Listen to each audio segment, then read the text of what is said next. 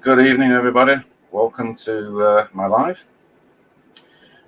Tonight is a discussion on quarantining processes, how they serve you, how they serve the process from a koi keeper's perspective. And as a koi keeper myself, who is still learning the husbandry of keeping koi. Um, so I'd like to welcome everybody and hopefully discuss what is an actual serious part of kite keeping, and I suppose sometimes overlooked in terms of quarantining kite. It's something I've now learned to take very seriously in every way in terms of biosecurity. It really does pay dividends to obviously not just quarantine your fish, but protect your main pond from any potential issues arising. For me, it has of late, as I say, paid dividends, and it's kind of assured me that my quarantine procedures, including biosecurity, using separate nets, separate brushes to even clean the sides of the quarantine tank, have actually served me well, really well. In an unfortunate circumstance, of course, but it has served me well in terms of fulfilling its need and its requirement. Good evening, Will. Baldwin Reefer, good evening. Amanda, good evening. Dino, good evening. Dino's added a comment, having bacteria issues myself, and I know a few people who are. Yeah, it's. I'm on a couple of chat groups, including one in South Africa, and South Africa, believe it or not, is actually having a major epidemic with bacteria. They last year were discussing us having issues, and this year they're having it themselves, believe it or not. It's never an isolated case, is it? I mean, from my understanding as a learning koi keeper, bacteria issues aren't. It's not single source as a rule. I mean, I suppose a lot can play the part in bacteria, pollution included, I suppose.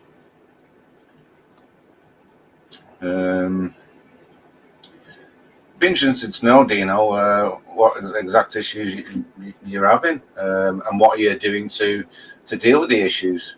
Again, obviously, if you've got issues, I presume you're isolating fish potentially, quarantine them in a separate vat. It'd be interesting to know.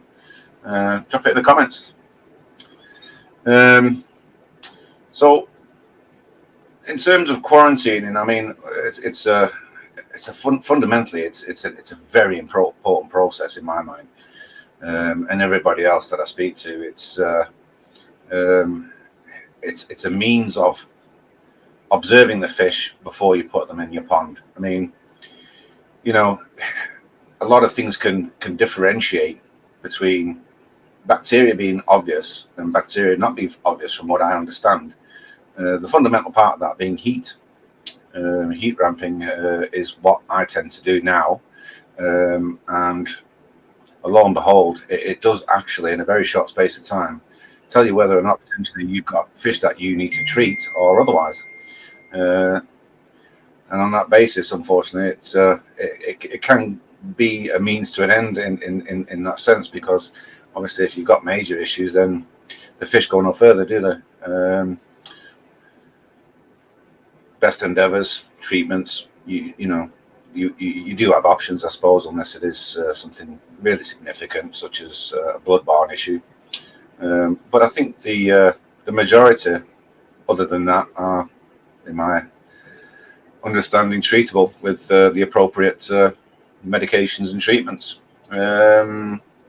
Evening, Gav. Jigs, evening. Jeff, good evening. Black Country Koi bloke, Dave. Evening. So Black Country Koi Dave's put 15 degrees will bring it out every time. Yeah, it's typically my sort of starting temperature. To be fair, the heaters that I use, the 1 kilowatt heaters, the minimum temperature they can run at is 15 degrees. I then take it up to 19 gradually with slow increments in the temperature, so as not to stress the fish out anymore. Obviously, when they're in a quarantine vat, which is significantly smaller usually than the environment they've come from, the stress they're dealing with at the outset is quite high. So apart from the stress of the move, you've then got stress of temperature changes in a short space of time. So I tend to drag it out. What I do is in the quarantine vats is I do salt them if I'm receiving new stock, which is it has a calming effect, as we know, at a dosing level at around 4.4%. Any questions? You're not very talkative, are you?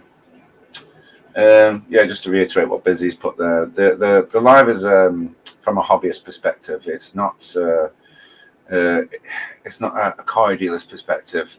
It's to ascertain and understand how we as koi keepers go through the process of due diligence of quarantining fish to ensure that we safeguard our own ponds.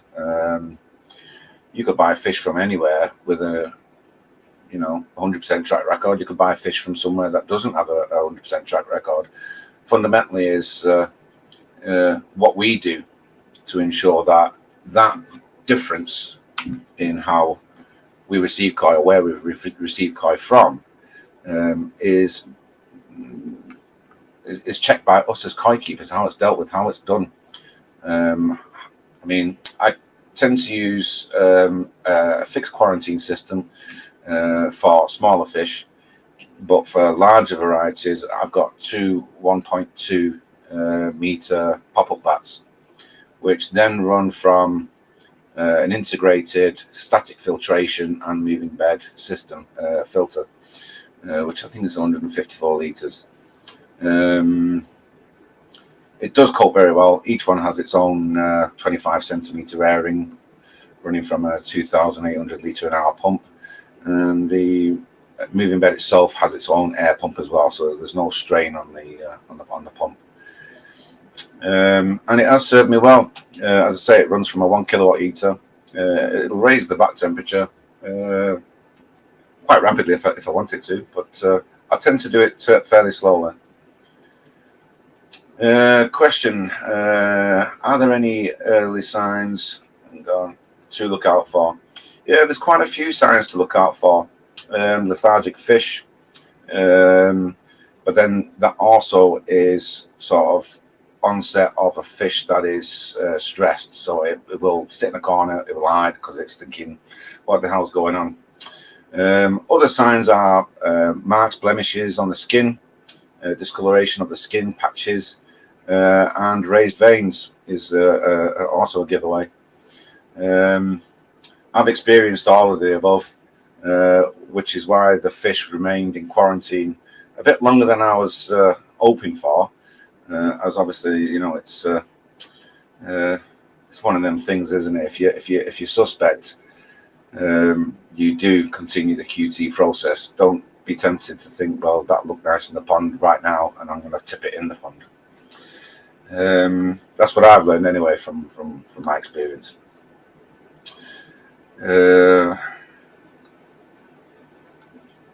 Will, how are you feeling, mate? Hope you're doing okay. How can dealers guarantee to us hobbyists that they are doing the right quarantines? That's an interesting question, Amanda. Generally, I suppose from the outset, if you're visiting a koi dealer, natural curiosity and an interest, you'll be looking around the koi dealership, won't you?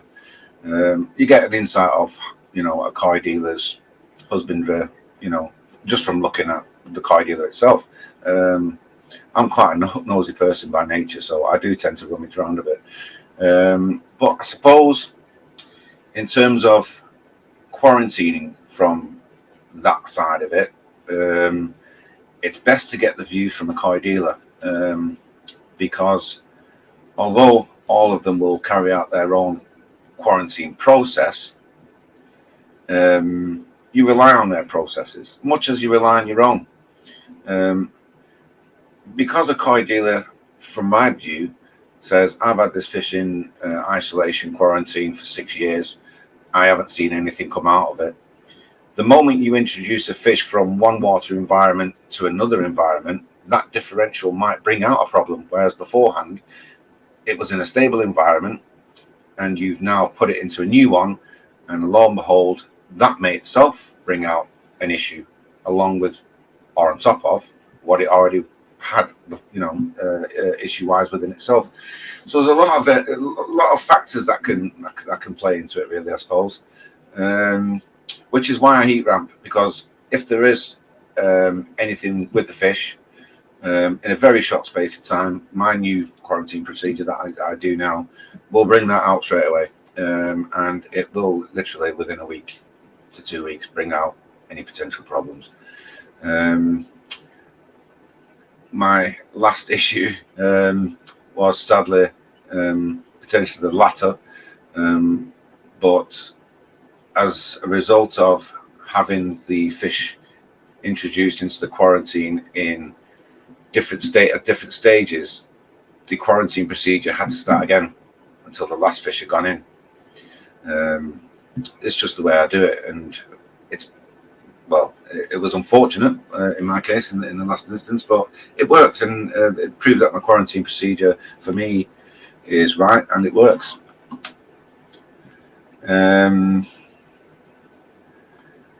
We'll talk about shingles.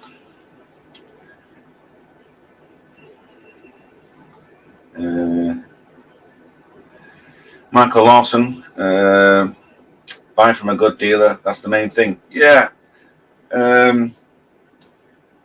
I suppose it's a case of you do tend to have your favourites, I suppose, your go-to dealer, and infection, disease, I suppose it isn't a case of it being, a certain person or a certain dealer will suffer with a certain issue persistently. It may be intermittently. I mean, you could have, I suppose, the most sterile of koi dealerships, regimental, and I suppose potentially just some variation in something, the cleaning of a filter or something, or forgetting to clean a filter might kickstart something. I'm not 100%, but I would say that is potentially a likelihood. I suppose if we neglect our filters for a short period of time, we ourselves begin to experience problems, and potentially kickstart an issue in your own pond. Hence husbandry. Black country koi, bacteria lies in the blood and doesn't always show signs till water warms. Correct. That's my experience anyway. 100% agree on QT frame. Yeah, so temperature does tend to bring out the worst, unfortunately. It's one of them, isn't it? But it is a sure way of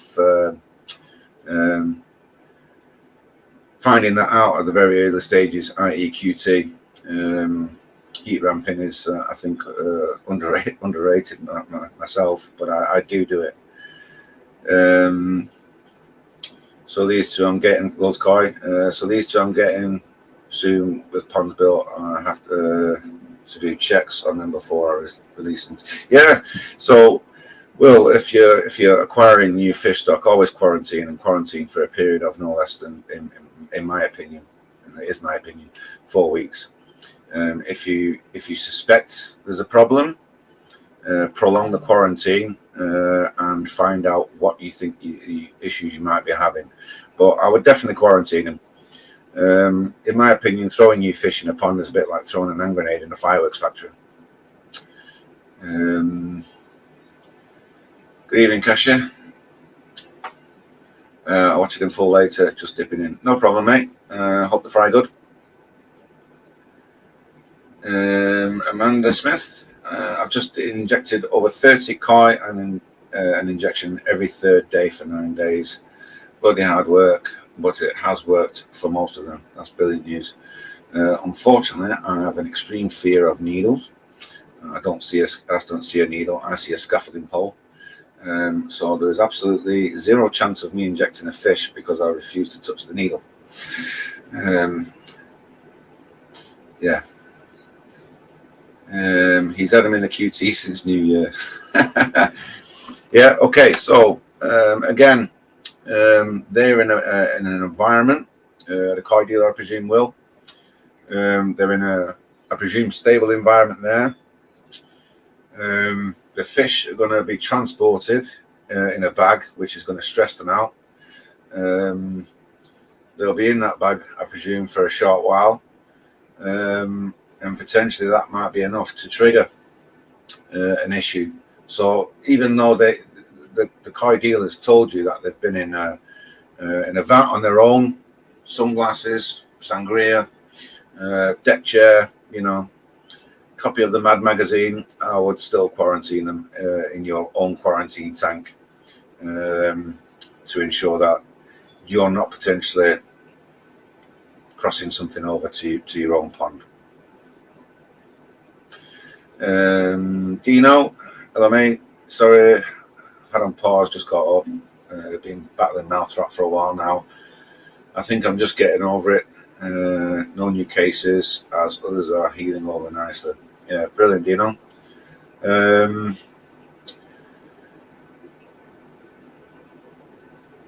Jeff Hartfield, do you think there should be some sort of database where people can check on reports of multiple problems from dealers? So what you're referencing there is basically it's the equivalent of a blacklist. The construction industry, if you work in it, did used to have one many years ago, but they were told to close it down. I suppose what you've got to bear in mind is it's the same as your own pond. When you've got a problem in your pond, potentially it's a short-term problem, as Dino's just pointed out. I've had mouth rot. I'm not being pushed to say this by any dealers, just to make this very clear. But I suppose everybody at some point will suffer a problem, whether it be on a hobbyist level or on a commercial level. So it's inevitable that at some point something will go wrong. It always does. It's the nature of the beast, I suppose. We're keeping livestock, we're keeping koi. It's a living, breathing animal. The difference with koi is it lives and breathes and shits in the same environment it drinks and eats in. So there is always a potential for a problem, especially with seasonal changes, temperature changes and such like. So with the seasonal changes, of course, you've got the added food being put into there, the increased in ammonia, nitrate, and all the problems that go along with them.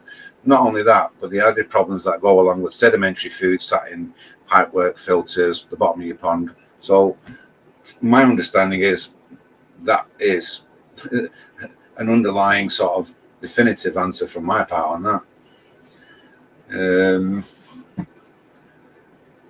Dino, I've done a few heavy PP doses, added extra easy pod, so running on 2 now, brilliant, as well as a Tempest onto a Baki shower, double dose of acroflavin, Virkon tablets, and salt bath, and anti-back spray. So the products you use there, Dino, are pretty much generic, aren't they? And I use the same myself, to be honest. The Virkon tablets, interestingly, it's worth watching. I think it was Ricky on Koi Talk who was discussing it. He has covered quite a few interesting topics, especially disease, and it is worth watching what Ricky has said on his past videos. He covers it briefly, but he underlines it very simply. In known circumstances. Are they in quarantine, Dino? Just out of curiosity, have you separated them? Have you put them into a QT? what's your QT setup? How are you running it? Are you running the fish at temperature? Yeah, if you want to jump on to discuss your QT procedures, do feel free. What I'll do is I'll actually drop the link in for you guys.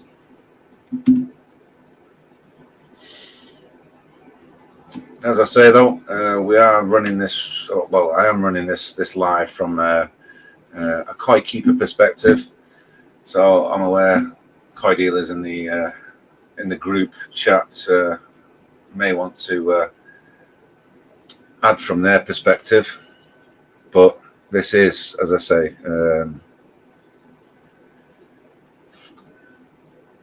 from a koi keeper perspective. Oh man, guys, I've lost the camera there, I think.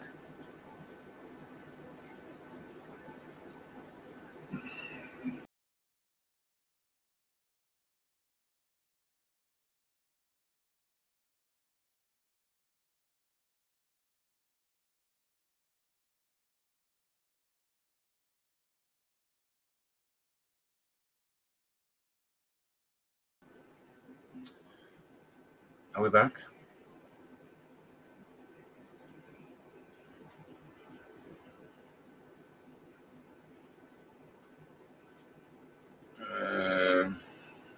Technology is great until it doesn't work.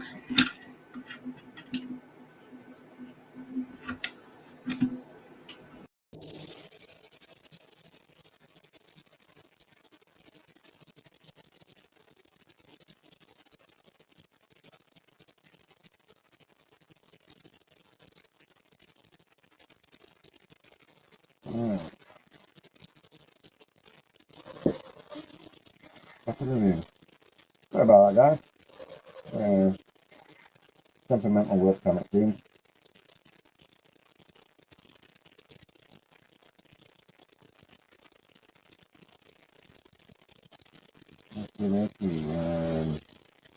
Big. It's daunting for people buying new koi and not having the option to quarantine. Agreed. At home, I think it's the dealer's responsibility to ensure the fish is spot on before letting it leave their facility. Inclined to agree, for sure. If you don't have a QT and you buy fish and you introduce it into the pond, my sort of view is it's Russian roulette, isn't it? It's a bit like Russian roulette. As far as Gump said, life is like a box of chocolates and you never quite know what you're going to get. So the dealership you buy from, maybe a regular dealership, may have been bulletproof up to that point. Something may have changed just before he's bagged your fish up, she's bagged your fish up and shipped them out. That's why you would then QC yourself, just to ensure for peace of mind that you're 100% happy that your fish are fit to go in your main pond, second pond, whichever, but fit to go in your pond nonetheless. So although it's a dealer's responsibility to ensure what they sell is fit for purpose, I quite agree. It's also your responsibility to show due diligence as a koi keeper and as part of your husbandry to make sure that the fish are indeed 100% before they put in your pond. So that's my opinion on it, and that's why in the last wave of koi I bought, I upped the ante and increased my quarantine facilities. As I say, I run a hard tank, 500 litre hard tank for the smaller variety, which I do tend to buy as a rule. But knowing that these fish were being wintered, would grow, and would be a lot bigger when I got them as opposed to when I bought them, I did go the extra mile. I did increase my quarantine size. So I'm quarantine gone. 1 minute, I'll deal with that.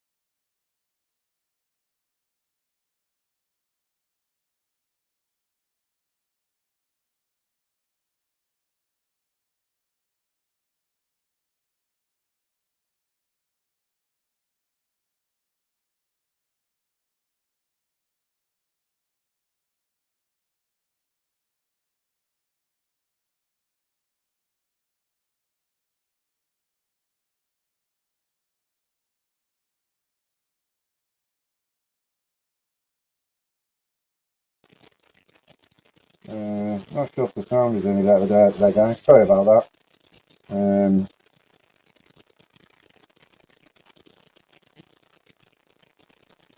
Checking. I'm hoping that will be better.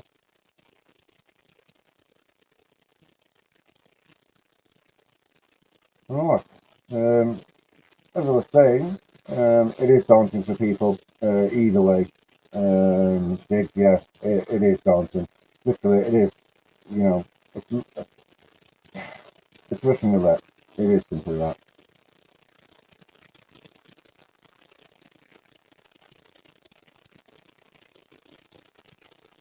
Hurt client, background noise, cancel the test. It did actually muffle last time we did the test, and I did actually click that.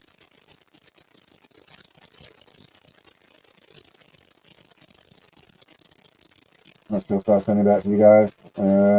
Nick Lawson, but you can have the greatest QC tank in the world, put coin in, and then still lose a new client like we did. Yes, potentially, yes.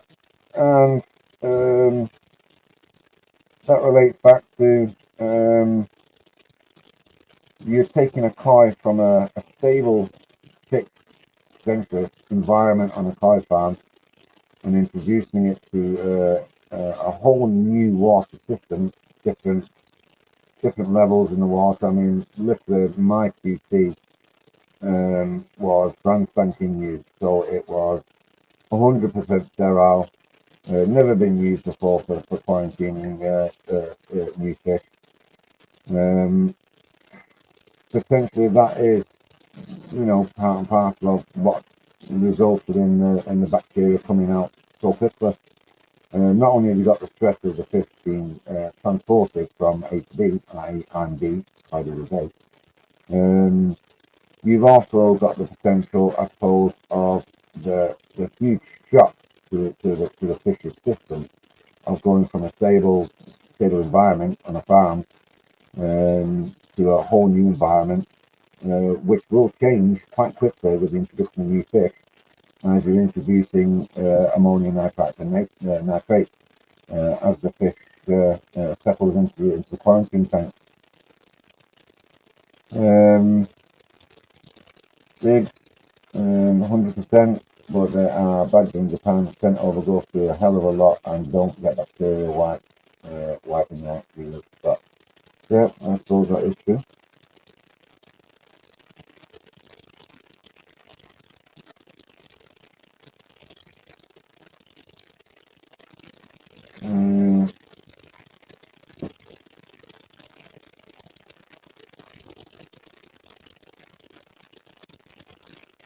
Yeah, it's actually referred to further up.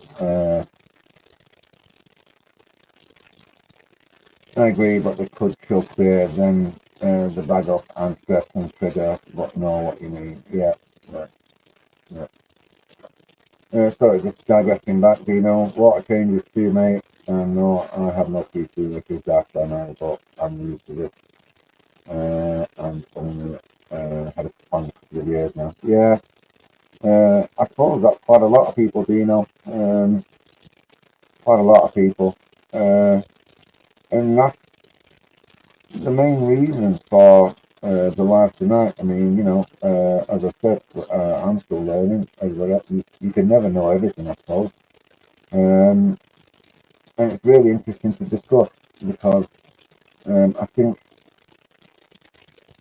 koi keepers discussing or having the issue of bacteria and infection discussed is a little bit of a taboo thing, isn't it? The most sort of common thing you see between koi keepers, albeit whether it's the average Joe or YouTubers, is everything's great, happy days. You don't really hear about the bad news, the bad side of koi keeping. And when I did my video on my quarantine catastrophe, I did actually specifically state that I was about to show you the flip side of koi keeping, pardon me. But I did say I was going to show you the flip side of it. And that is the flip side of it. The flip side of it is that things do go wrong. Albeit you could have the healthiest pond in the world.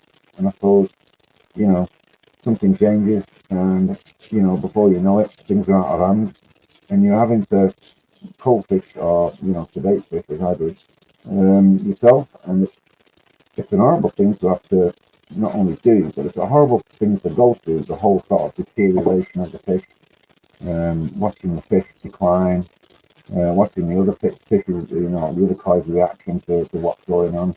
It is quite an horrific thing.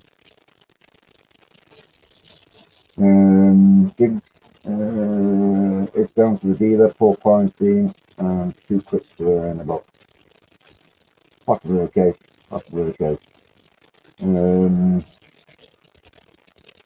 The flip side of the coin is, I suppose, kite keepers being in a bit of a hurry to get them in the pond at the same time. Playing devil's advocate, I'm not here to point the finger at anybody. I'm here to discuss it, as I say. And I'm guilty of it myself, I'll be honest with you, in the past. I've done it previous. Been very quick to get them in the pond.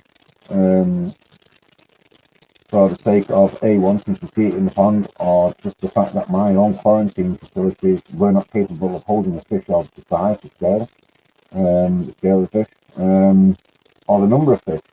So the only option I had was to release into the main pond, and hope for the best, basically.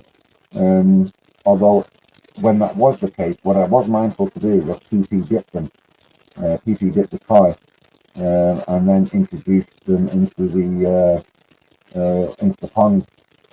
Sorry, well, after seeing me come in the corner, and I don't know where he's gone. And somebody, there you go, Will. Sorry, Will. I don't know what happened there. Busy Bee, sadly there are only a few contributors who show the good, the bad, and the ugly. I totally agree. When I first started experiencing problems, it's one of the things that my go-to is, part of who I am. Will, you keep dipping in and out, mate? I don't know what's going on. You've got a bungee on. I tried to look to sort of search for some information on YouTube, so you're getting the verbal advice, but the visual sort of, understanding of what it is we're talking about. And it just doesn't seem to be a great deal, really. As I say, in my opinion, it seems a bit taboo, which is a great shame, because fundamentally it's part of koi keeping that I think everybody at some point is going to experience, unless you've got plastic fish.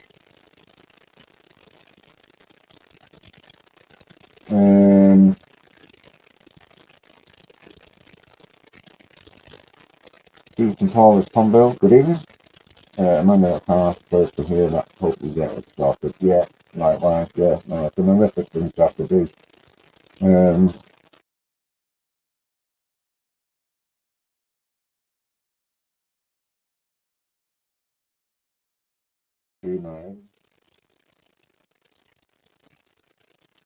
don't know what is going on with it.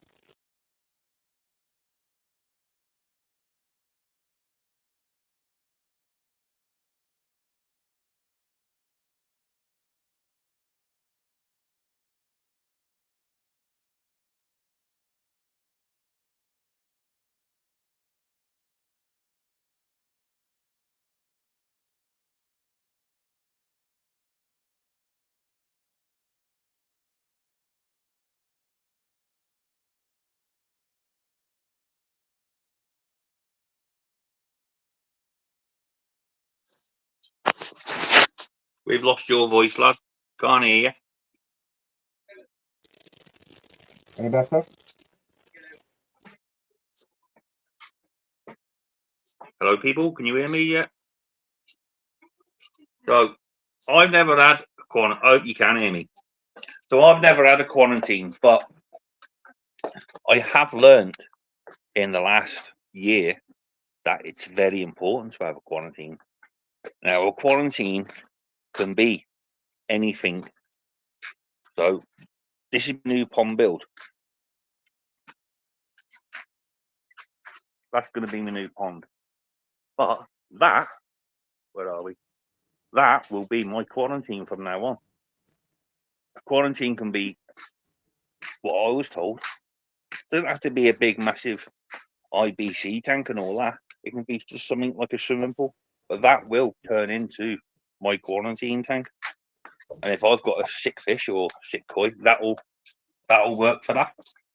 So yeah, it doesn't have to be a big, massive thing, does it? Or top of the range thing. But yeah, watching what Frank's and Amanda had to go through doing their fish, it's as a koi hobbyist, it's very important, I think. Do you understand, Frank? Yeah, can you hear me? I can't hear you very good. Might be a good thing. Yeah. So yeah, I can't really hear you. Yeah, QT is vital.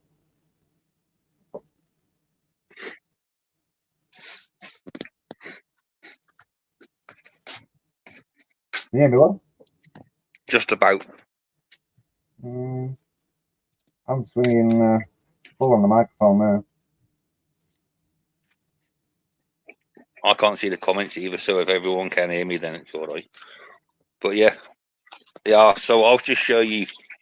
So whilst my pond's getting built,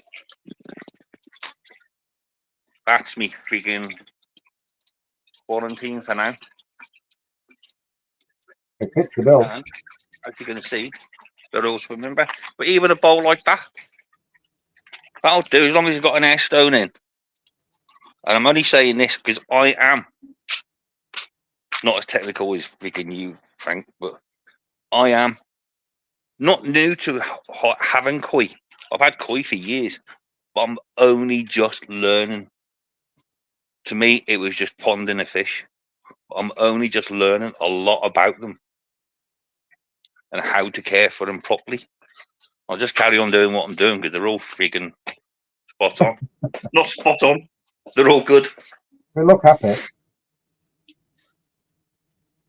They all look happy, Will. Yeah. They're all good. Best koi in Highton. Yeah. I mean, yours.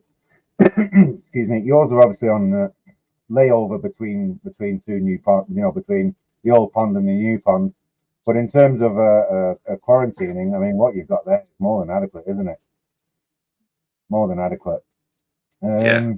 Just to pick up what Cassie was saying in the messages before the microphone died. A lot of hobbyists don't have the option to QT. That's quite true, actually. I mean, it's dependent on what you've got in your back pocket, and it's what you've got room-wise as well, isn't it? Let's be fair. It's koi keeping isn't a cheap hobby, and a QT is pretty much, pretty expensive to set up. Pump, air pumps, if you want to back your shower on it, depending on how posh you are, blockwork built, timber built. The avenues are endless, but either way, it all costs money, doesn't it? Yeah. They have one pond, so confidence in your dealer is paramount. 100%, yeah. Well, it does depend on confidence in your dealer, but for me, quarantining is definitely something that, in my opinion, Can't is hear a bloody thing now. absolute necessity. You can't hear anything. Trying to sort me audio out, just as bad, isn't it? Oh, okay. So yeah, it is, in my opinion. What does it have to be so?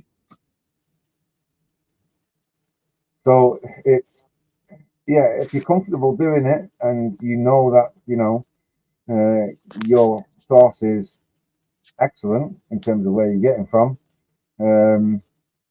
it's Russian roulette. As I said, it is a game of Russian roulette. To continue, if the dealer is good, then they will do everything to try and bring any issues out. Yeah, certainly not. Yeah, certainly not. But again, it's like I say, it's the change in water. So it's going from the koi dealers' water conditions to your conditions. That can trigger, as I've found.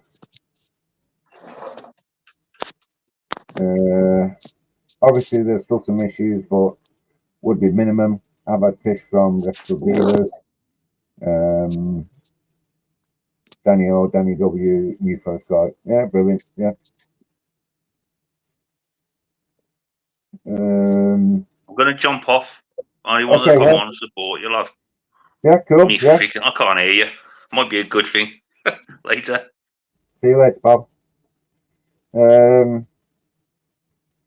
Good evening, Kasha. Keith and Paula. Sweet Acres, Chris. Good evening.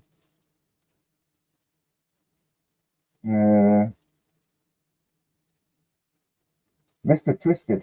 Good evening, Vince. I've never had any issues putting a kite in my main straight from New Forest Sky. Brilliant, brilliant.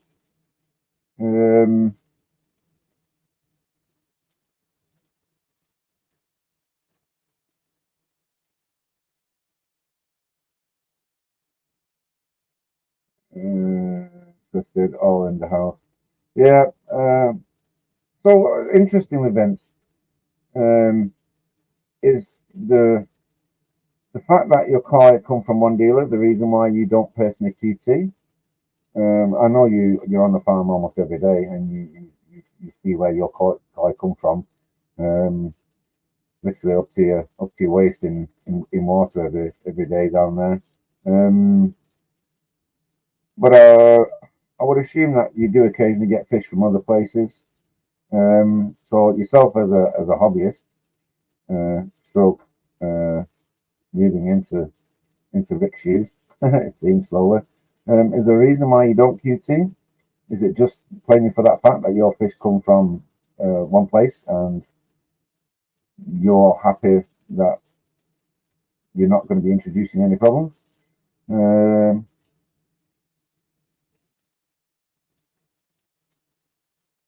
Keith and Paula's pond build, one of them at Kashi, but PVF, we've added a few koi from different places recently. Yeah. So historically, there's only ever 3 places I purchased koi from myself.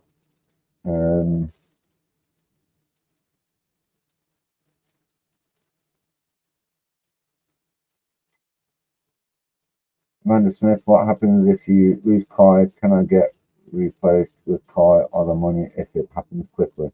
I think most koi sellers are happy to sort of reimburse, refund within, I think it's generally about a 7-day period, isn't it, for koi?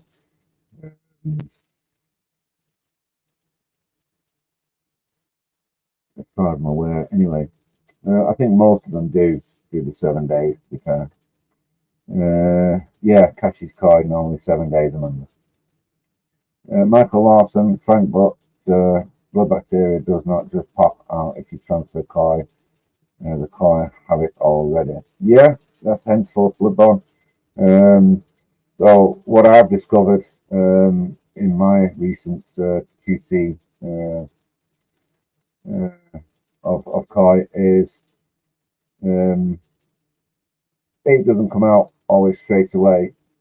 And what I've discovered was some fish present when some fish don't. So one of the koi, which was a shad, wasn't showing any major signs of anything. However, the fact that it had been in the same environment meant that it was going to be a no-brainer that it was going to come out with it, or even worse still, it would carry. And my understanding is that a carrier will carry and pass on to others. So a carrier will fundamentally become the last fish in the pond and potentially the only fish in the pond up until which point it passes on, and or you dispatch it in order to put more fish in the pond. That's my understanding of it. And I suppose it's the worst case scenario, isn't it? The fact that you 1, 2, or maybe 3 fish swimming around, all on their own lonesome, and there's nothing you can add or take away. You certainly couldn't pass them on any fish in the pond because you'd be passing on the problem. Gav, sorry if it's been covered, but had to duck out for 5 minutes. So what QT process would you advise for someone starting out? Fundamentally, it is a miniature pond system, isn't it? Or, a smaller pond system to the pond you're already running. A QT, it needs the same facilities, pumps, water pumps, filtration, as your main pond. Typically, it wouldn't need to be as big in terms of your main pond, but certainly it's a like for like. It's just used on a smaller scale. I.e., so I've got a 500 litre little quarantine for smaller variety or smaller size koi, which then runs off 3 30 litre barrels, static filter, settlement filter, and then moving bed filter. And attached, kind of showing off, I suppose, watching Vince's video. I stuck a fractionator onto the QT. All the barrels are pressurized, including the moving bed, but I recycle the air from the moving bed into the pipe, from the flow pipe, the return pipe to the pond, and I use that air, recycled air, to fractionate, which does actually work tremendously well. I just wanted to go one bigger than Vince. That's all it was. A twisted koi.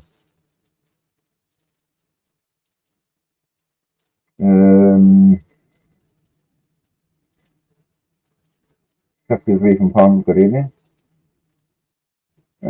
Jigs, yes, 7 days normally, but I have to take the fish back in a sealed bag with a sample, with a water sample. Yeah, that's obviously so the koi dealer can then have their own checks done on those fish, and usually they would offer up sacrificial fish and samples, water samples from the on-site facilities. As a koi hobbyist, importantly, you can have the same process done, and a autopsy done on the fish if you beyond the 7 days, I suppose, or any other time, I suppose. You can actually have your fish sent off and autopsy to determine what's causing your problem, which then will obviously aid you in the treatment of the remaining fish in your pond, and hopefully a fairy tale ending. Mr. Twisted, sorry, stay in QT at New Forest Koi, I presume. So you're using, right, okay, so yeah. Cashew's Koi, IQT for 4 weeks. Okay. I do a PP dip on all new fish prior to going in my QT pond. I have a few fish that are sacrificial. If nothing comes out, then they get another PP dip and move to the main pond. Yeah, brilliant. Yeah. So PP is actually part of my QT process as well. And 4 weeks is the minimum stay over in the QT. What I tend to do is give the fish a day or two to recover from the stress of transport, and then I'll do a PP dip.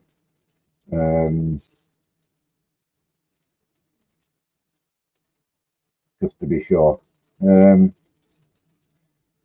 Yeah, so it's good practice that, catching. Yeah, brilliant. And obviously for, people who haven't been baptized by fire, very helpful information. Catching again, I move fish between ponds for spawning, but they've been with me a year, separate nets for each pond. Yeah, that's fundamental, isn't it?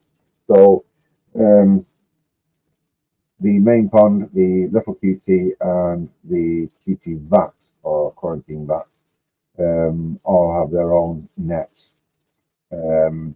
If for any reason I do need to use something from another, it is dipped. It is dipped. It is soaked to ensure that there is no potential crossover.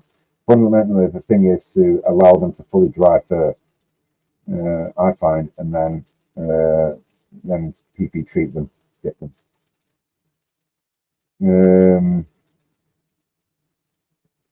Cashy and YPP and not salt for dipping. Cashy's response: PP kills the nastiest, salt doesn't. Busy D, at the right salinity it does. So at dosing, it would, yeah.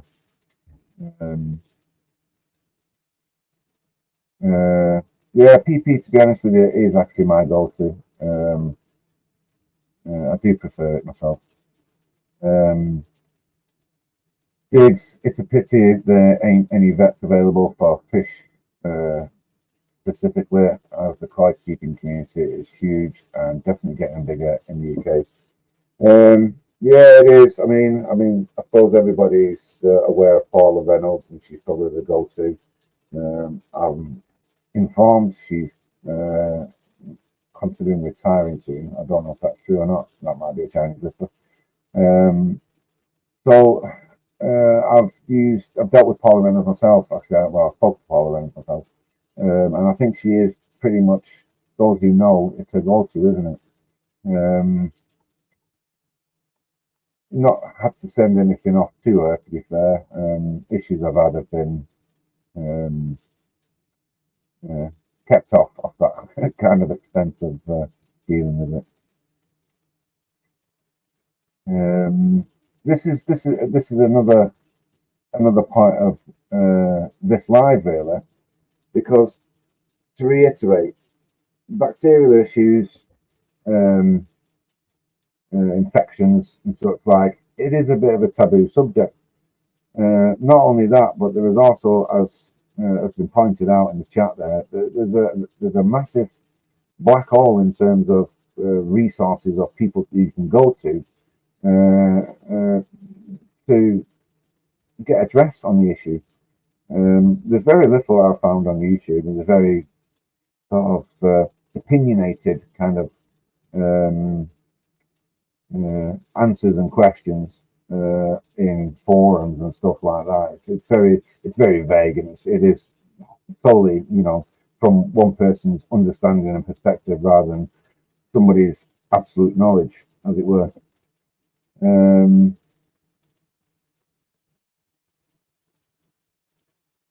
That's busy pointed out there. Salt at the right dose.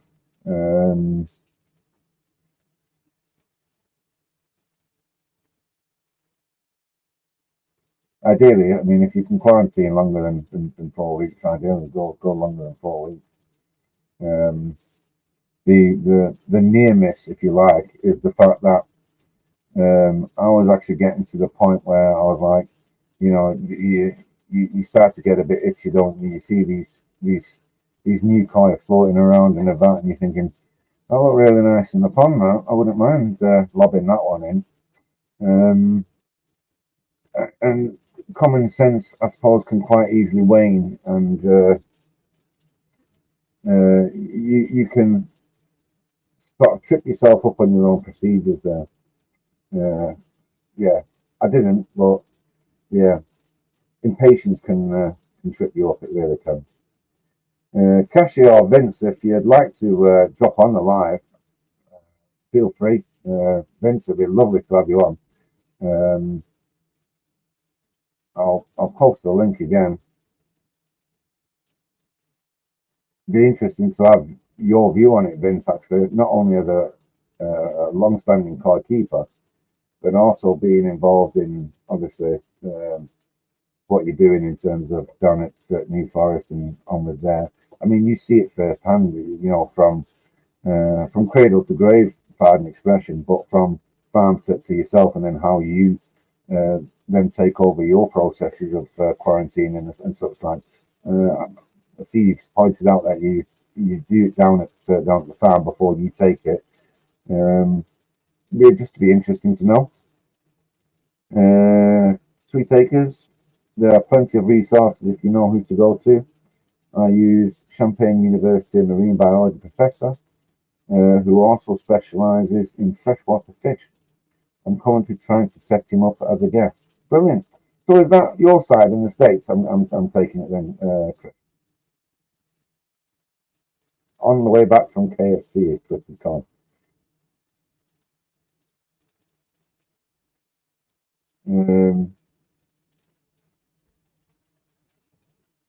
Yeah, it'd be interesting to know that, Food Takers, if it's your side or our side. I presume your side. Again, it'd be interesting to hear what your processes are over that side and how you do it. I'm aware you're a koi farm, but the problem we have in the UK is that yes, you can send samples to Dr. Reynolds to identify the specific bacteria and what antibiotic you need in order to combat it, but then what? We can't get hold of them. The only one I've ever tried to get hold of was Baytril, and it is accessible. Anything else, I've never needed to go anything beyond standard manufactured products in the UK. So I think, in my eyes, as a koi keeper, I look at the fish and I determine, well, if it seems that bad that the fish has found the need to surface, or has gone and sat on its own, or an infection or a wound is so severe that, in my mind, I think there's zero chance of it making a healthy full recovery, then I'd do the kindest thing, to be honest with you. There's nothing worse than watching something suffer, albeit a koi fish or a pet dog. Yeah. If it's treatable, that's why I have the quarantine facilities, and they double up as a hospital tank. Yeah, I suppose it depends on how far the bacteria's, the infection, damage, whatever, has gone. Not only that, but it's the unseen issues resulting from that. So has that then become an infection within the koi, i.e. within the bloodstream? In which case, I suppose there's very little chance that you're actually going to turn that fish around. I've watched many people try and do it on YouTube with little success, not zero success, but little success. And I think it's greatly determined by at what stage you catch an issue to deal with it.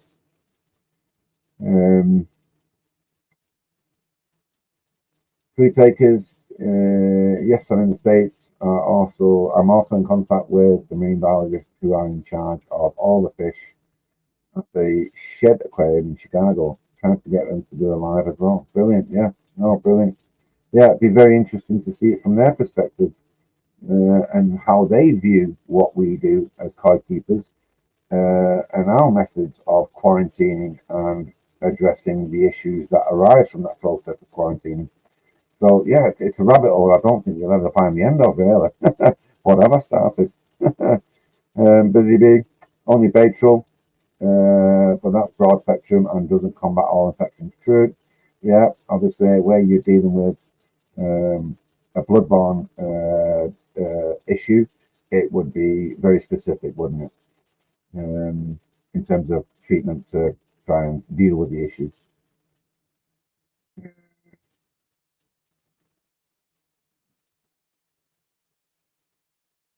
Will's wiring bomb tree, bonsai trees.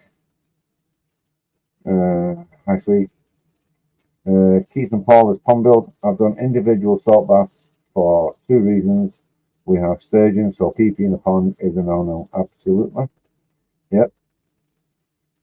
Keith and Paul is pond build. Secondly, is much cheaper. Yeah, I suppose it is, really. Yeah. Was it £22 for a 25 kilo bag?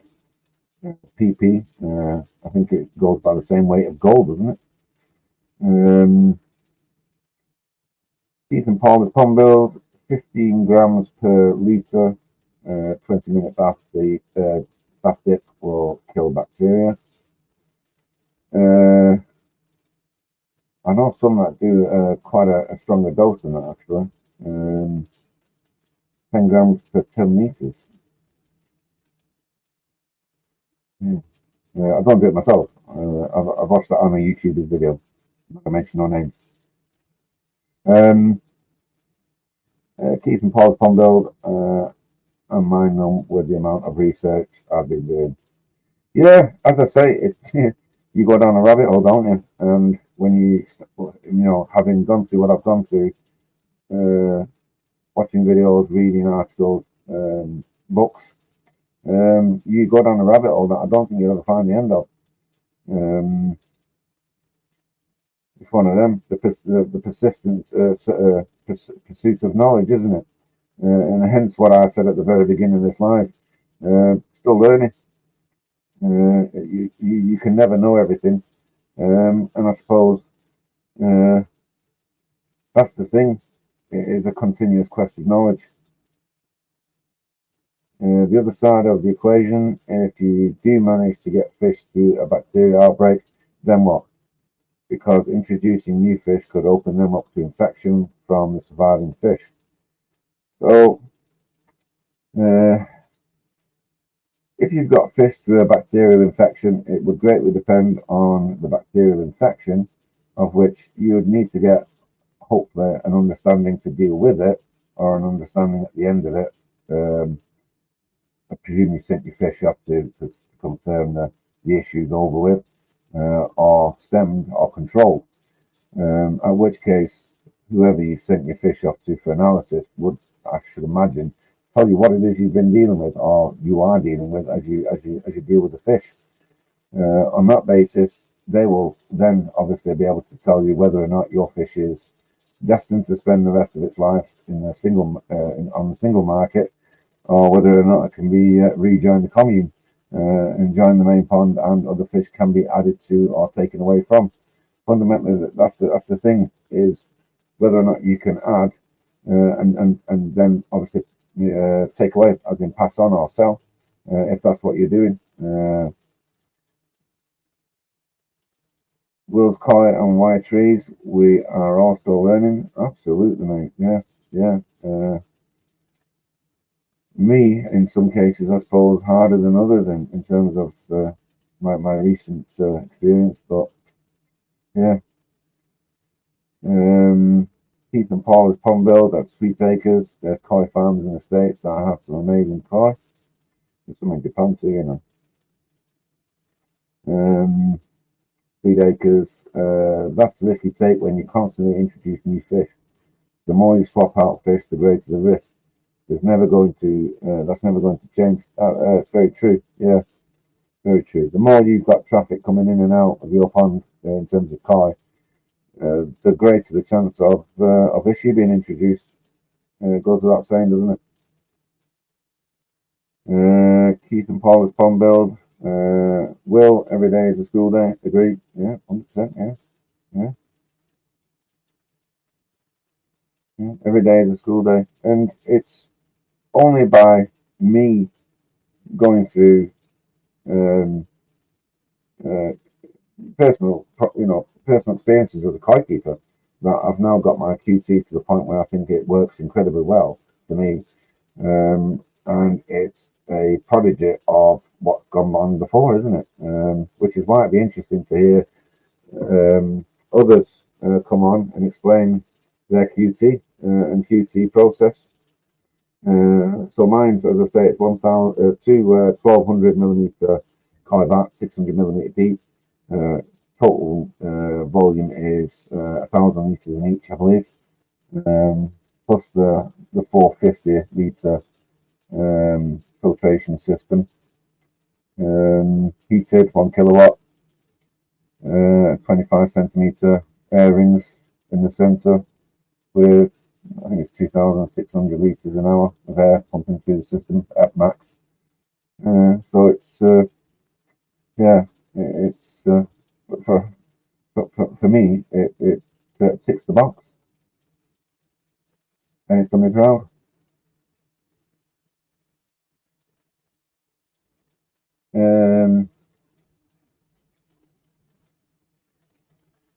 Keith and Paula's pond build. It's Paula, Sweet Acres low, but thank you. Keith in the hot tub. Is he in quarantine?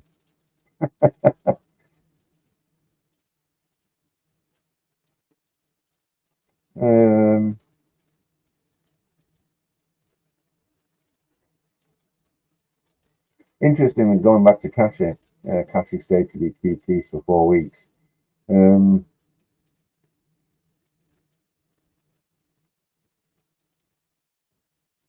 Yeah, so 4 weeks is pretty much my kind of basic window for the quarantine process.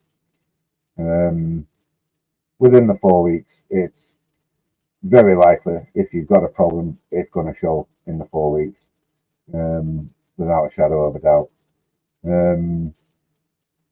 Which kind of marries up with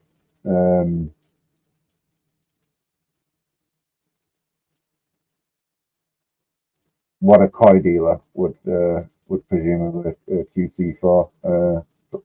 What I know anyway, in terms of koi dealers and what they do, it's not really that much different. Anything between 4 and 8 weeks, isn't it? So yeah, 4 weeks at a minimum. Mick Lawson, if the koi has been treated with antibiotics and cured, the koi is okay.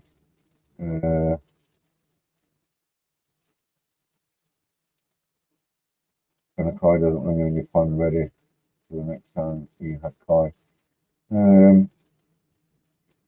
So not quite sure as a koi keeper, and I think the word of the use of the word cured is a bit a bit questionable, I suppose. Who's been the fish to be cured would be my question. And again, does the fact that you've treated the koi mean that the fish is clear of any issue, or will it then go on to carry the issue? Still be infectious, carry it, but not show symptoms. So, if anybody knows the answer, wants to come on, there you go. There's one to pick up and run with. Wolves, koi, and wire bonsais. What's your plans now? Because you've lost a lot. Busking, Chippendales, and what have you learned? Busking. Obviously, Will's got a very strange path. He's yeah. Plans now. The plans now are I've enrolled in the New Forest Koi Fry Go On. So I've decided for the foreseeable future, in terms of buying grown koi, I'm going to give it a bit of a wide berth for the time being, and I'm going to go with the Fry Grow On, and hopefully grow on and develop some koi from a sort of a blindfolded perspective. So I believe there's 200 fry per person being sent out. No idea what they're going to be, how they're going to turn out. So for me, that's a bit of an exciting route to go down in terms of an unknown, and see what I can develop out of the fry that I grow on. Hopefully, a few good ones for the pond, which will sort of it'll be an interesting I've never done a grow on before. I've never grown fry out before, other than goldfish out of the old pond, which are actually in the main pond to this day. But it'd be an interesting one to go down and grow them out rather than have something ready-made, as it were. In terms of what was lost, though, the fish I lost were there were fish I really wanted in the pond as showpieces, basically. But you love and lose, don't you? I suppose it's it's being dealt with as we speak. The matter anyway. So but that's not what this show is about. Lisa Leach, in our setup, we have got 3 quarantine tanks, 1 growing tank and main pond. No koi go anywhere near my main pond until 8 weeks has passed, and great clean. Yeah, no, brilliant. Yeah, had quite an impressive quarantine A setup and B procedure. Yeah, you've got to be sure, haven't you? And the only way to be sure is to quarantine them and ensure that quarantine period is A, suitable length, and obviously you give sufficient time for any issues to show. So, tip top. I think the truth of the matter is Nigel just can't stop building ponds. Gareth, good point on scraping before moving to and not just dipping at Lisa. Yep, so it's part and parcel of the process, isn't it? As you quarantine and you introduce heat and begin to heat ramp, everything becomes more lively, including your lovely little parasites, or as one YouTuber calls them, pond wankers. Right. Nightmare, yeah.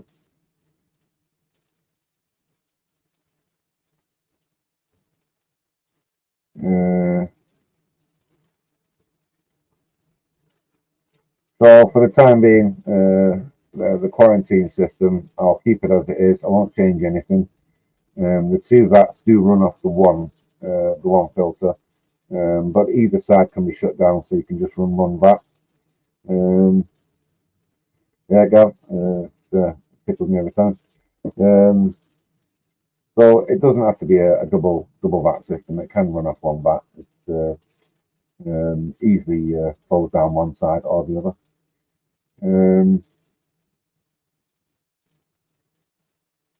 Any other comments? Anybody interested in coming on and talking about their quarantine? The good, the bad, and the ugly.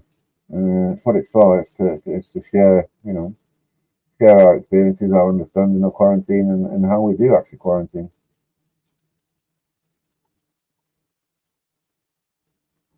I'm a little bit sort of surprised, if I'm honest, at the outset keeping koi, of the need and necessity for a QT. It was, in all honesty, quite a while before I actually started to think that quarantine is really important. I need to set up a quarantine system. Initially it was obviously hospital tank purposes.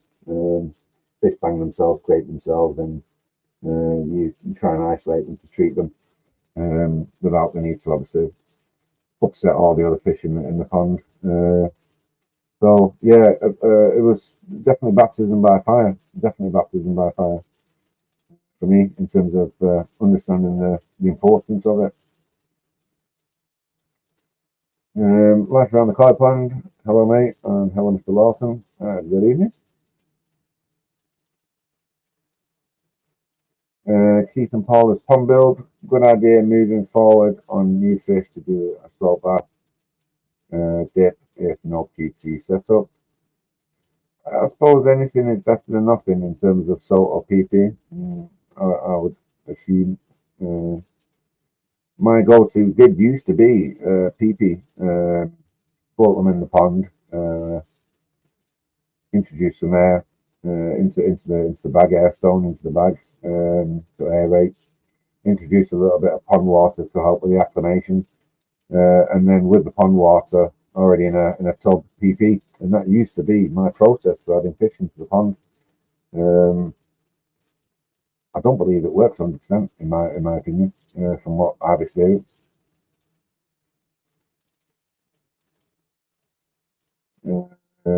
Michael Lawson, hi Jamie, mate. Jamie responds, hello. Yeah, so it's definitely proved its worth in my case, and I don't think I'd ever do anything any different. except I think that sort of little voice in your head that says that fish would look really nice in your pond right now. I think I'll tell that voice where to go, because it potentially it could have been catastrophic in the last weekend, because the cull wouldn't have been a controlled cull from a controlled environment, i.e. the QT. It would have been the whole lot out of the pond. It would have just been a mass. It wouldn't have been a cull. It would have been a massacre. Let's be honest. Of some really nice fish that are in there, especially my chags. I'm really fond of my chags. They have names. Gav, dip seems to be okay for parasites, agree, but never going to work on anything bloodborne. 100%, 100%. So that's the big hole in the net. That's what that is. That's the big hole in the net. And I think, to be fair, I've been guilty of myself, where I've relied on PPR salt as a sort of satisfactory or comprehensive way of going from delivery of koi or collection of koi to getting the koi home and then putting it in your pond. That has been sort of the acceptable gateway from A to B, and it isn't, because as I've just suffered, if your issue is bloodborne, PP or salt ain't gonna make it. It ain't worth topping. It's not worth anything. It's not gonna eliminate it, and your problem goes straight in the pond.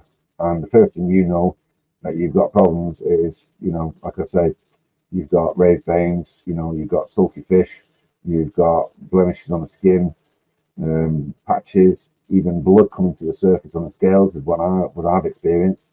Where I presume the blood vessels have become infected. The infection within the blood vessel within the fish, it got so bad that the vessels had burst. On the last backyard massacre, last cull, one of the fish was actually bleeding from underneath the scales. I'd never seen it before. I'd never seen that before on a fish, but that is what happened. No, quite right. Yeah. If it's bloodborne, it will be off the radar unless you have visual signs, which I've said. But if it's carried, you wouldn't know anyway.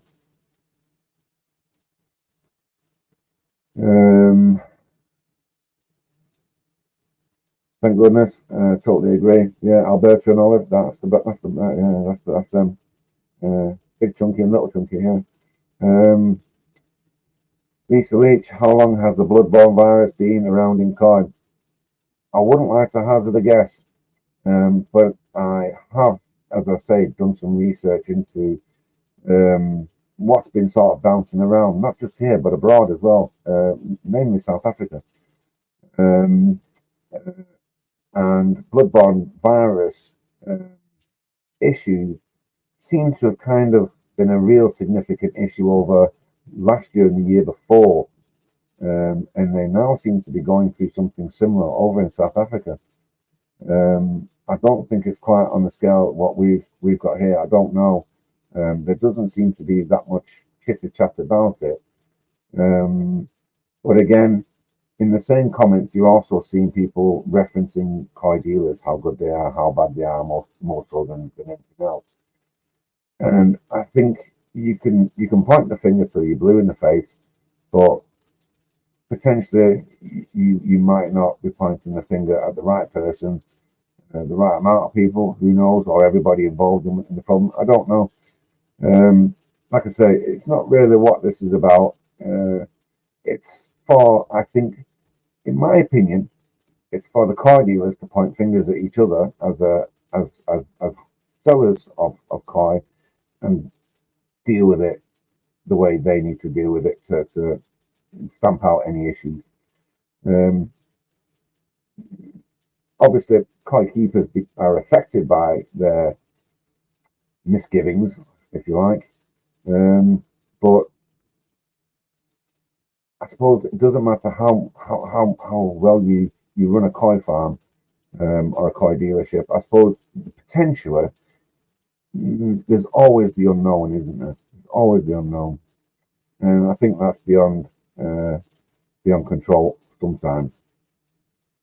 The most important thing is obviously us as hobbyists and our processes and procedures. It's all fair and well, I think, to point the finger at a koi dealer when you look at the koi hobbyist and you go, well, you haven't got a quarantine facility, you haven't done this, you haven't done that. Look at the state of that. Look at the state of the other. I mean, you know, there's always that haphazard, potential for the finger being pointed in the other direction, isn't there? So you'll never be 100%. I mean, everybody's QT, I suppose, differs to another, apart from things like how long you keep them in the QT. I mean, one might use an insect swimming pool. One might use an inflatable swimming pool. One might have all singing, all dancing, EPDM lines, 1.5 by 1.5, 2 meter deep quarantine tank. It can just vary so much. The important thing is the procedure, though, in my mind. Life around the koi pond. Some people out there are giving really bad advice on treating fish with dishwasher salt. It's very toxic, never to be used as a salt bath or anything fish related. Yeah, well, this is the thing. There's very little point of contact, I suppose, for advice. And I think the koi hobbyist, by default, leans on the people they buy koi off to obtain their advice on issues like this, on the understanding that they would be very conversant in it or understanding in it, and able to give that advice. Because I mean, who wouldn't? I suppose they're a koi dealer. I mean, they must know the ins and outs of the fish's backside. They must be able to tell me absolutely everything. Maybe, maybe not. Who knows? I don't know. I've never really gone to a koi dealer for any advice on dealing with issues within the pond. And my personal reason is because I think to myself, well, if I bought fish off Billy down the road, Billy's going to tell me do this, do that, do the other, or not do this, do that, and the other. There's always that potential. So I mean, if yeah, even another koi dealer, because they're going to say, well, where did you get the koi from? You're going to go, I got it from Bill down the road. He's going to go, oh, no, Bill, I don't want to be bad mouthing Bill. So what I'll say is, I don't know, try this maybe. I don't know. There doesn't seem to be any sort of definitive organization or set of individuals, if you like, specialists that you can go to, apart from Paul Yates, really. Yeah, it's an avenue I've never contemplated going down. So, in terms of answering it, that's about as much as I can cover on it, I suppose, from a koi keeper perspective. Yeah. I suppose fundamentally it falls on the person who's prepared to take the advice and act on it. Is probably the way to full stop that and underline it. But in terms of treating with dishwasher salt, I'm very sorry, I nearly chuckled because the first thing I thought of was the Calgon advert. I've got visions of a koi in a washing machine with descaling tablets. Yeah, well, no brainer really, isn't it? I can only assume that's potentially based on what they think might be a cost saving exercise, or the fact that it's got some secret ingredients. I don't know. I mean, PDV salt isn't really that expensive. I don't think,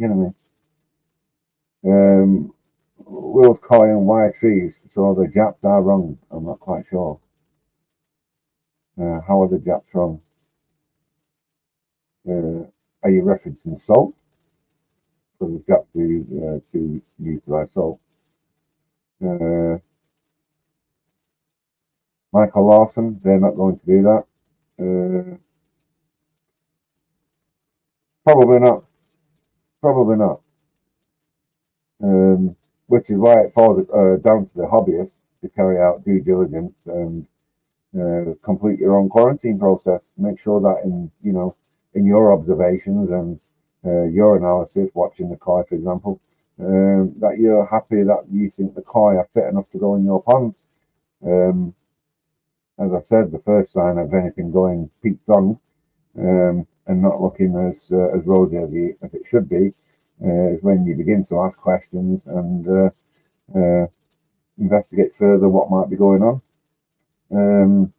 Simple process of netting the fish, looking the fish over, including the underside, of course, gills, anal fins, dorsal fins, all these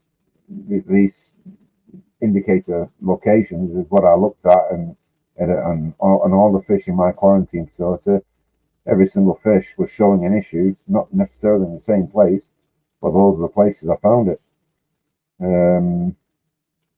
Yeah, it was the only oddity was one had a fungal infection, and I mean I didn't need to touch the fish to know that. I just looked at it. It looked like it had been dipped in acid, and that was like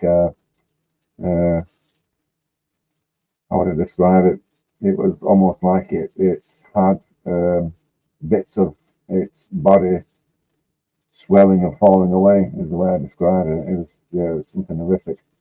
The quarantine process did what it was supposed to for me. Gav, as a koi hobbyist buying koi, we would assume they QT and heat ramp, bringing up any bacterial issues. So finding a good dealer with good practice is key. 100%. In all of that question and statement. Yeah, so we would assume they QT and heat ramp. You would assume that they're carrying out their own quarantine checks and procedures to ensure that what they've just brought into their facility is worthy of being sold to us, the general public, and your humble koi keeper. So absolutely. In terms of bringing out bacterial issues, if there's something wrong with the fish, that process should bring it out, including obviously fungal.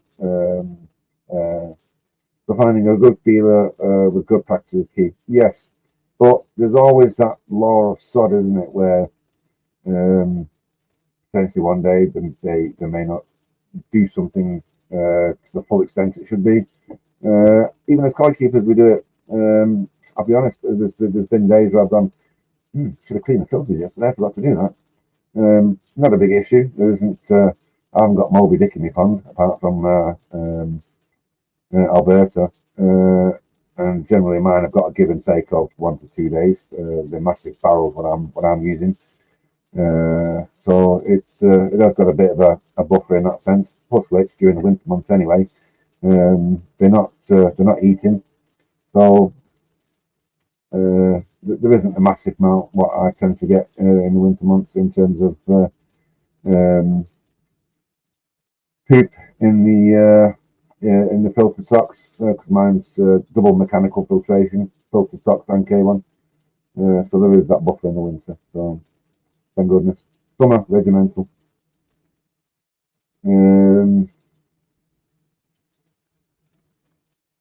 The Gav, but some don't think they need to heat ramp. Yeah, 100%. Yeah,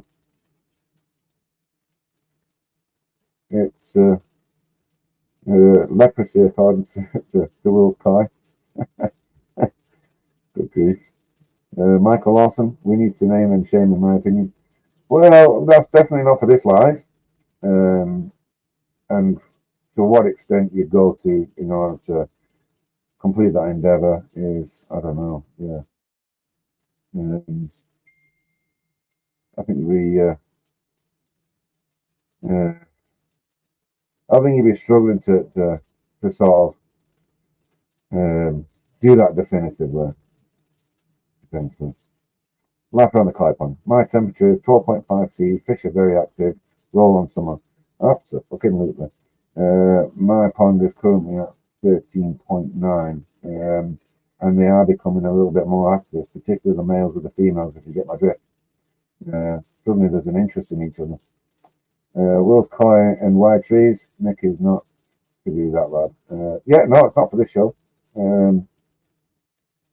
That's not the angle for tonight. As it says on the band at the bottom, the time and the place, 100%. Yeah, 100%. Martin Copper, good evening, Martin. Evening, frankly, and everyone else, good evening. Michael Lawson, no, in my opinion. Twisted Koi, brother, dude. Martin's Koi Pond and Garden. Well, Martin's Koi Pond and Garden, bro. I think we're all meant blooming. Jigs, frankly, fair play on doing the live. It's been a good chat so far, mate. Yeah, no, absolutely, mate. As I say, it's a taboo subject, and I don't see why it is a taboo subject. Everybody at some stage suffers the ill fate of losing koi for whatever reason, bacterial infection or natural selection. But the latter two, infection and bacteria, it isn't very widely discussed. As I say, a lot of us as YouTubers, I suppose even me up to now, are all guilty of going, the XMR shit's brilliant, you know, no problems whatsoever. You don't hear the bad side of koi keeping, and specifically when I did the call on the infected fish called the wheatback, the motivation wasn't to actually show it, but I thought, you know what, actually I'm going to show it. I'm going to show it for one good reason, because you don't see it. You don't see it, and particularly new people coming into the hobby need to understand that it isn't skipping down a yellow brick road with the sun shining, you know, behind you. There are at times bad times, and the bad times are bad. They are bad if it's bacterial, particularly like bloodborne or whatever. I mean, it's hideous. It's absolutely hideous. And I was never in a million years expecting to need to do what I did that day, let alone show it. But I wouldn't undo that for whatever reason. I would never undo that. I needed to do it for me. I can now go back, watch it, and I can see where the QT process I have worked for me. It did what I needed to do, and it showed what the result was in the QT. It also showed me what the result could have been in the main pond with even more fish. That, I think, would have, and then obviously getting up the next day, going downstairs with getting a fistful of Takazumi growth, walking over to the pond and going, I ain't got no fish to feed. So, yeah. Life around the koi pond. Now is the best time to be treating for bacterial issues, in my opinion. I think what you'll find is the little creepy crawlers will start becoming a bit more prominent now as well. Are you getting any more koi fans? No, other than the New Forest Koi Grow On, which I plan on winning. The plan is to try and grow these fry on with sort of 6, 7 maybe, retained to then move on into the main pond. That I think would be how I now from now on stock my main pond. Yeah, in terms of going buying larger koi, don't get me wrong, very tempting, very tempting. But I think I'd like to grow some on specifically that I want to see develop and then end up in the main pond. So in terms of nipping down to the local koi dealers, albeit around the corner, down the road or wherever, the answer is no, unfortunately. Yeah. Martin's koi pond, it's not all fun and games. No, it's not. It tests your sanity, that's for sure. It does test your sanity, yeah, in a big way. I'll be honest, I've sat in front of the pond, stood in front of the pond, and I've just thought, do I call it a day? And I think we've all been there in our heads at some point when we've had issues. It is kind of your go-to thought train, isn't it? You know, it's enough is enough kind of thing. I can't be bothered carrying on like this. But persevere and then build another pond. I think dealers should be more open about the problems that they have. It would be more beneficial to them on a professional level and gain a lot more respect. I'm actually inclined to 100% agree with that. And I think it would, give them a bit more kind of credibility, I suppose. Maybe not the right word, but a bit more favour amongst koi keepers, thinking, all right, he's held his hands up. He's got Trichadenia, he's got Kostia, he's got, I don't know, he's got super flukes with Arnold Schwarzenegger muscles. It's nothing's leaving the facility. I can't get any koi just yet, or I can't go look at koi, I can't buy koi. Yeah, no, there is that.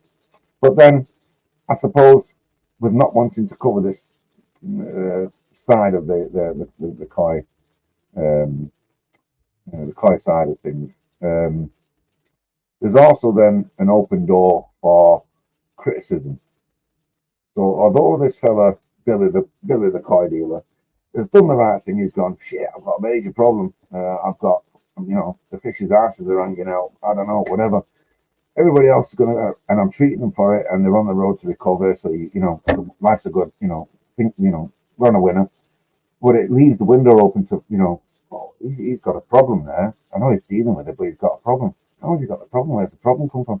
It opens up so many trapdoors for different avenues for people to go down to criticize and ridicule somebody who potentially has done something for the right reason. So it's the flip side of the coin, isn't it? And I'm not sticking up for koi dealers. I'm trying to look at it from a koi keeper's perspective and trying to imagine this scenario and this conversation taking place. So that's the way I'm looking at it, which is, I know I'm playing devil's advocate, despite what I've been through. So it's for that reason. I'm not here to point the finger at koi dealers, and I can respond with a sensible answer or an understanding. I will do, but I'm trying to avoid that side of the topic from that perspective. Busy Bee. Owning any animals is hard, but koi more so because we haven't got veterinary support. Absolutely. And with the lack of veterinary support, there's also, as you've already pointed out, medication to go along with. Unfortunately, that's the result of having an uptight British establishment, I suppose. I'll be putting the spawning brushes in the pond in a few weeks. After the spawn, I'll be scraping the eggs. It's not my thing. Rearing fry. Life around the koi pond, right? Never done it before myself. This is the first time for me. Usually, the first time you do something, it isn't with a great deal of success, is it? Which is a shame, because obviously, you're talking about 200 potential koi. But I'm going to give it a go. See what I can get out of it. Sweet Acres, agree 100% jigs. Busy Bee, thank you. That was a good fish. Gav, dealers are never going to endanger their reputation or brand by admission of any issues. It's kind of my thought train, and I think many others as well. Yeah, why would they? Why would they? And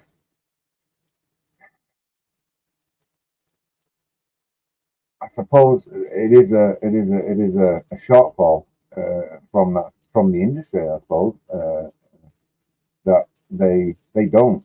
But then why would you?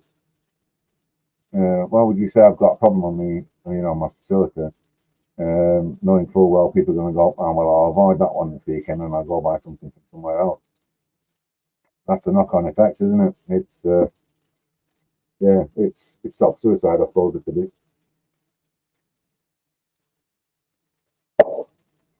Yeah. Mr. Twister, sorry, I missed your Andamanda, lol, or Kajaku. Yeah, Kajaku's nice. Yeah, I never used to like him, it never used to catch my eye, Kajaku. I don't know what changed there, but yeah, I don't mind if you like it. Twisted. I've lost loads of ickle shower, yet everything else is fine. Speaking with Ricky earlier, and his response was, "That's go tanking." So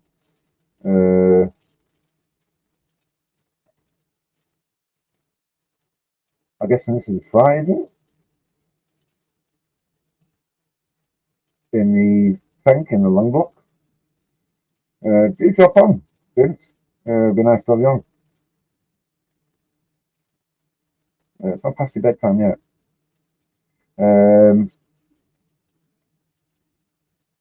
Yeah, I suppose. Yeah, since it is the fifth time, I suppose. Yeah. See, this is where your knowledge is key, Vince.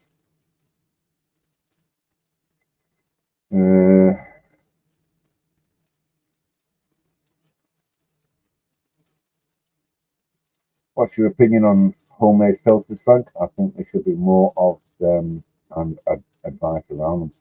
Yeah, that's like on the Clyde Pond. All my filters are built from barrels. The sort of information I gathered in order to build them was actually from Wrighty's videos. He hasn't been seen for a while, unfortunately. I hope he's okay. Yeah, so basically that's where I look to in order to build my filters. And then I've kind of modified them slightly with a bit of engineering prowess to do things like recover the air from the moving bed to then inject into a fractionator to fractionate the pond or the QT. I think personally, I think homemade filters are better than purchased. I mean, it's just my opinion. It's something you built, you watch it work, and you see, you see the fish thrive as a result of. That's my personal opinion. Don't get me wrong. I wouldn't mind giving a drum filter a go, but I'm quite happy with my filters, and I have done a couple of videos showing how they've been put together, which is the beauty of YouTube is that a lot of people do share their knowledge on build side. It's invaluable information, especially for the new ones coming in. When I built this new pond that I've got now, this is what pond 3. I actually looked at the likes of Vince, Lee Hadfield, Writer, on what they'd built to keep their pond running smoother, how they built them, and then also the aesthetic side of it, So I think the information we put on as YouTubers, as content creators, on things like that is invaluable, absolutely invaluable.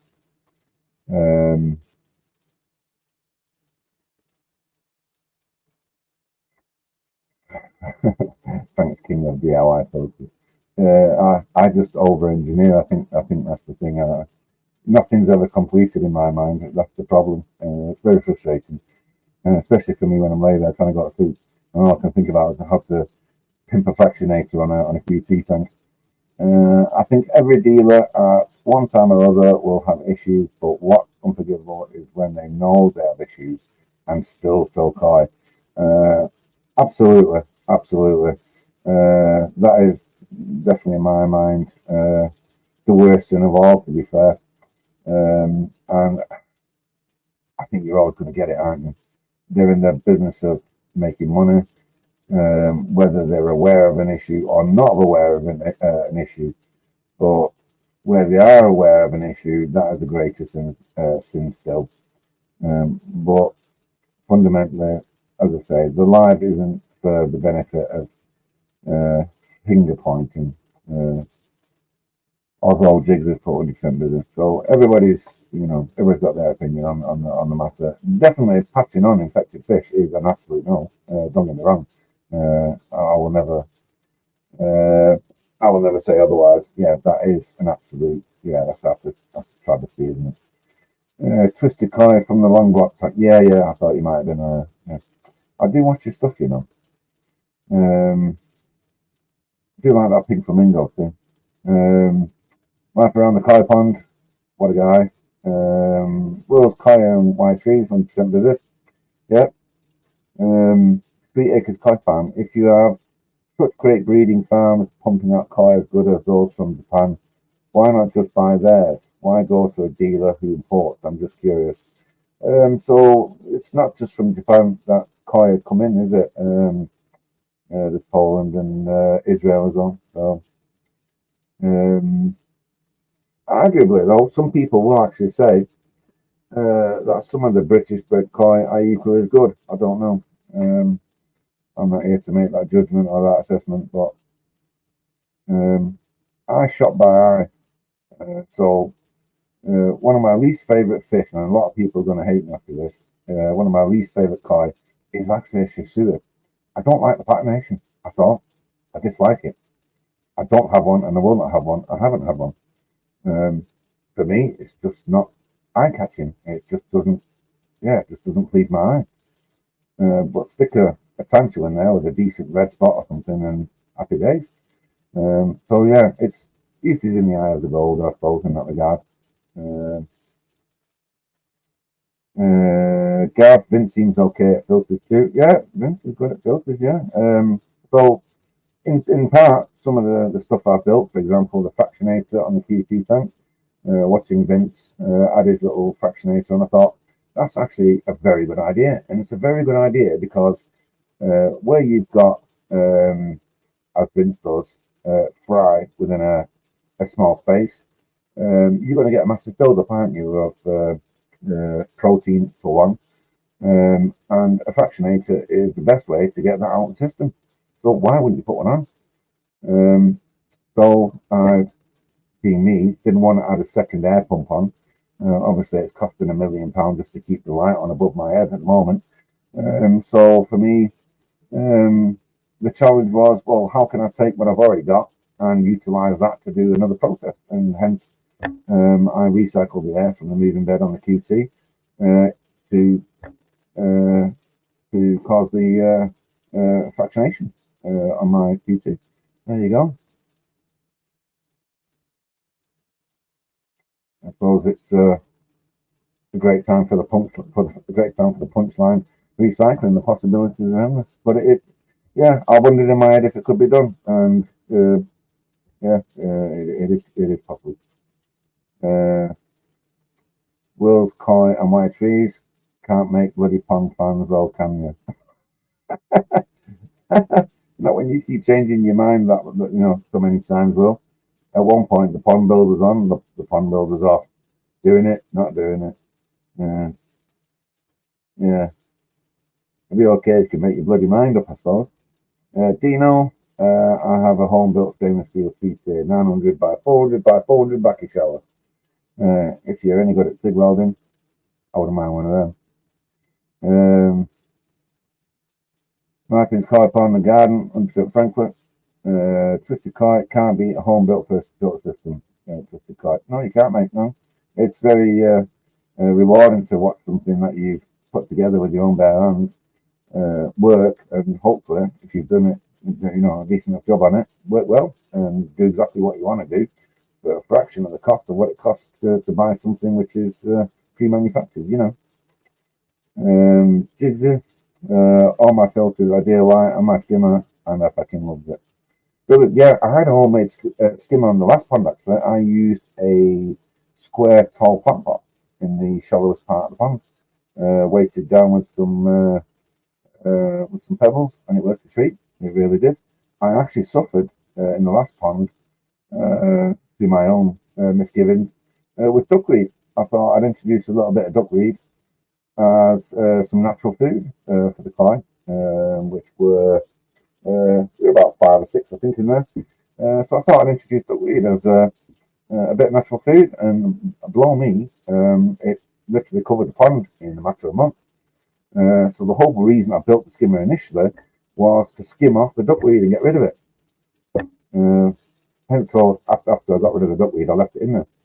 It worked brilliantly. So home built, yeah, literally, it was built to purpose, and it was above and beyond.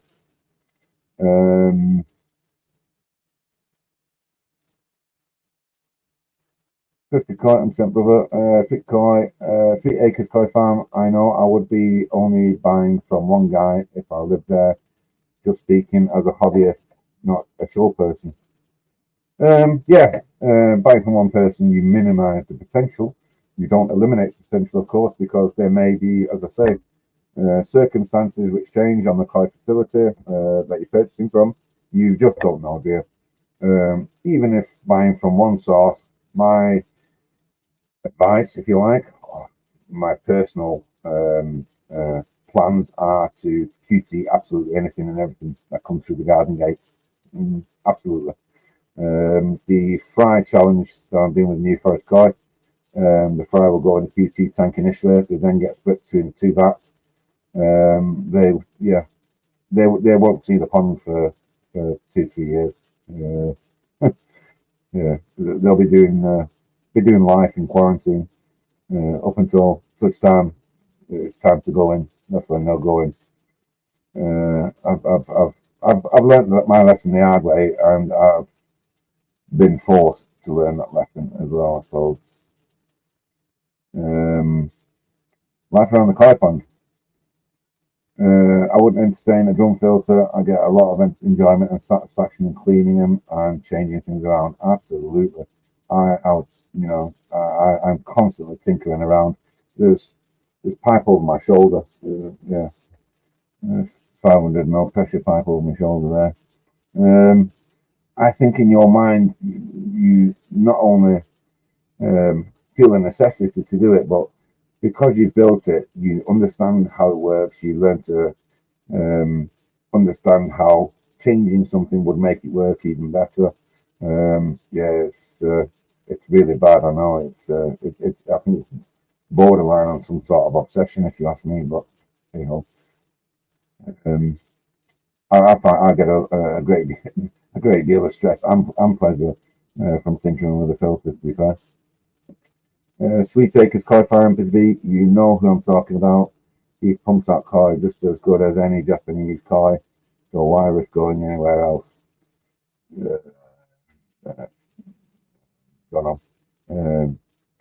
Pretty Koi, Indonesia Koi in the UK also. Didn't know that. There you go. Twisted Koi, some reference to some sort of primate. This my last 3 koi all from there.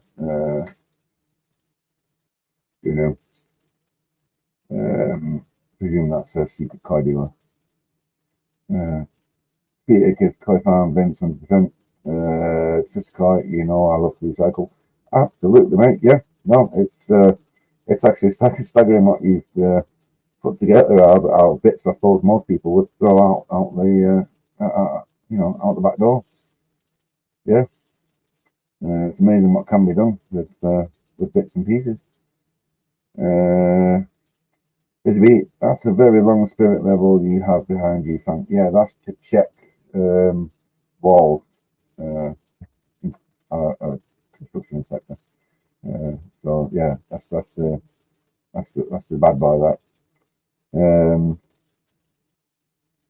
Bisbee, that's all I would have. Awesome quality kite. Lisa Leach, good to recycle, Vince. Yeah, absolutely. Yeah. I've actually by accident found another way of reusing bends and tees, particularly on high pressure pipe, and it was out of frustration that I found it. Actually, this is for you, actually, this Vince. If you cut the pipe, so if your tee has a length of pipe on it, I think the last time I did it was about 30 mil worth of pipe. I cut the pipe in half. So I cut the pipe there, and I squeezed it with a pair of mole grips, and the crack will follow through, and it actually comes away. It releases the glue much easier. So in terms of heating up and causing the pipe to misshape, I avoided that. There you go. I don't know. maybe want to try. Seeing as you're perfecting the art of loving to recycle. Dino, very good. Tig Wild, made it myself. Can I have mine exactly the same, just in green, please? Just a koi, or Dino Frank, yeah. World Koi and White Trees, primate, laughing face, and then a gorilla. Yeah, well, it's been nearly 2 hours now. This live, that's a record for me. It'd be really interesting to have you on, Vince, if you're willing to jump on, and if there's anybody else that wants to jump on, discuss the topic, please feel free. I think Busy has been putting out the link. I put it out one last time, answer a few more questions and read out a few more comments.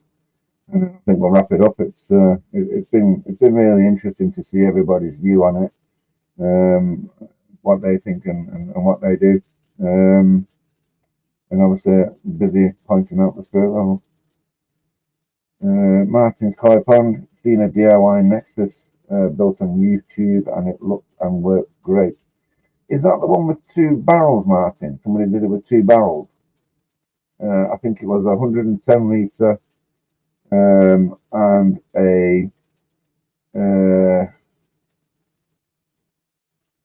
a 30 litre, I think. Got Dino backstage. What's happening? Evening, mate. Just jumped on to show you this Bachy. That's all, lad. Cool. Let's have a You look. ready? You ready? Yeah. That's smart, that. Not bad, is it, lad? Not bad for DIY, no? Bloody hell. Sound that, innit?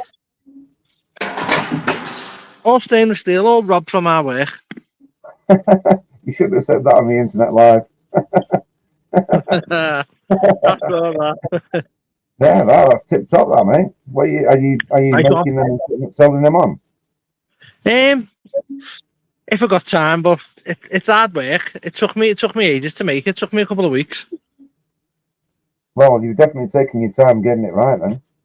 I'll put the orders out then. The start of next year. See how I get on. Tip top. See you later. Cheers, Dino. For that. Yeah, brilliant. It's a nice bit of work, that looks like, actually. Yeah.